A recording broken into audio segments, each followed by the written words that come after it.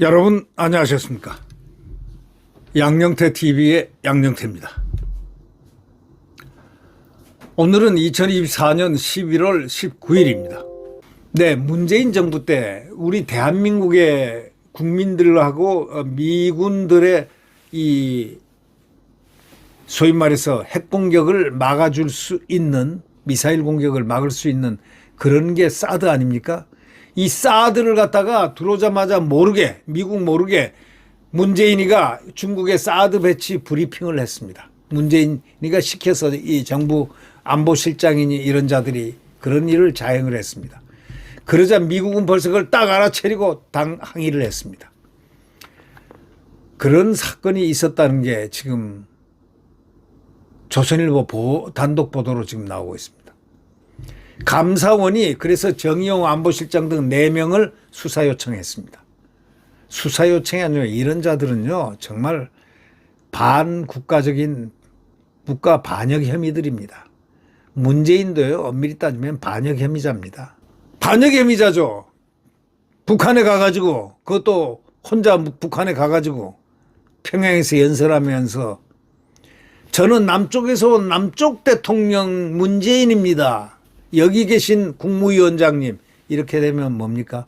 남쪽 대통령은 한 도에 불과한 그런 역할 아닙니까? 우리 헌법에 말이죠. 대한민국은 한반도와 그 부속도서로서 그 영토조항을 영토조항이 돼 있습니다. 이 영토를 통할하는 대통령이 바로 문재인인데 가서 자기는 남쪽 대통령이라고 얘기했습니다. 이것만 해도 이적죄입니다. 대한민국을 모해한 자입니다. 이 문재인 정부 청와대가 사드 고고도 미사일 방어 체계를 갖다가 한국에 정식 배치를 늦추기 위해서 별짓을 다 했습니다. 그때 만약에 쟤네들이 미사일 쏘아대면 우리는 맞아야 되는 거죠. 사드가 들어오면 이걸 공중 방어를 하기 때문에, 도움 역할을 하기 때문에, 예? 아주 안전한 그런 건데, 이 사드 미사일 교체 관련해서 한미 군사작전 일정 등을 사드 배치에 이런 걸 전부 다 중국에 고했습니다. 사드 배치에 반대하는 시민단체에 유출한 정황이 있고 감사원 감사에서 포착이 됐습니다. 이런 내용들이. 감사원은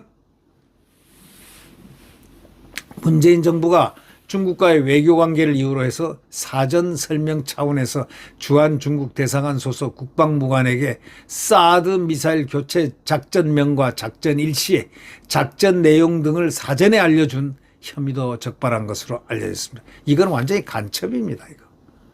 국가 기밀을 팔은 거죠. 미국은 한국 정부가 중국에 사전 설명한 것과 관련해서 해당 군사작전 종료 이후에 한국 정부에 강하게 항의한 것으로 알려졌습니다. 감사원은 이런 혐의를 수사를 통해서 규명할 필요가 있다고 보고 이달 초 정의용 전 국가안보실장, 서주석 안보실 1차장, 정경두 국방장관, 이자 행편없는 자입니다. 네. 이자가 북한에 가서 9.19 군사합의를 한 자 아닙니까? 정경두 하고 뭐 몇 명 있죠. 3명 국방장관 했던 육해공 출신들, 서훈 뭐 등등. 해군 참모총장 출신 누구 뭐 해가지고 이기현 현 더불어민주당 의원, 전 대통령 비서실 시민참여비서관 등 4명을 군사기밀보호법 위반과 직권남용, 업무방해 등 혐의로 대검찰청에 수사 요청했습니다. 이게 늦은 감이 있습니다. 빨리 수사를 해서 처벌을 했어야죠.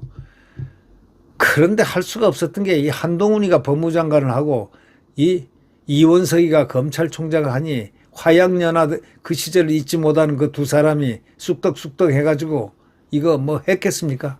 문재인에게 손해되는 것은 안 하죠. 감사원은 2급 비밀에 해당하는 사드 미사일 교체 관련 군사작전 내용을 시민단체 관계자하고 외국군, 중국군 장교에게 알려준 것은 군사기밀보호법 위반에 해당한다고 판단을 했습니다. 이 대검은 이날 감사원이 보내온 자료에 대한 검토가 끝나는 대로 사건을 일선 검찰청에 배당할 예정이라고 분명히 밝혔습니다. 지난해에는 7월에 그 전직 군장성 모임인 대한민국 수호 예비역 장성단, 대한민국 수호 예비역 장성단은 문재인 정부가 2019년 12월 문 전 대통령의 중국 방문을 앞두고 사드 정식 배치를 위한 환경 영향 평가를 의도적으로 지연시킨 의혹이 있다면서 감사원에 공익감사를 청구한 바가 있습니다. 감사원은 장성단의 청구 가운데 일부가 사실일 가능성이 있다고 보고 지난해 10월부터 특별조사국을 투입해서 국방부, 외교부 등 11개 기관을 대상으로 감사를 진행해서 군사기밀 유출 혐의를 포착했습니다. 자, 치밀하게 해서 잡아낸 겁니다. 사드는 또 미국 록히드 마틴이 개발한 탄도미사일 요격체계로 북한의 핵 탄도미사일 위협에 대응하는 주한미군의 핵심 무기체계입니다. 레이더와 포대, 지대공 미사일 등으로 구성됩니다. 중국은 사드 레이더가 자국의 탄도미사일 발사를 조기에 탐지하는 데 사용될 수 있다. 그러면서 사드 한국 배치에 강력 반발했습니다. 지금 이게 킬체인 역할을 합니다. 사드는요, 저쪽에서 딱 뜨면 벌써 딱 가 있습니다. 그러니까 아주 중요한 미국의 아주 군사 무기라고 할 수 있죠. 그러니까 이 사드가 배치를 한다니까 이 중국이 난리가 났지 않습니까? 반발하고, 뭐 반발 정도가 아니고 초강도로 반발했습니다. 유사시 중국이 발사하는 대륙간 탄도미사일을 사드가 조기에 딱 탐지할 경우에 미중 간의 핵균형이 깨진다, 이런 얘기입니다. 한국에 지금 사드 많이 들어와야 됩니다. 네. 한미양국은 박근혜 정부 때 2016년 사드를 한국에 처음 배치하기로 하고 이듬해 4월 경북 성주군 소성리 골프장에 사드를 임시로 배치했습니다.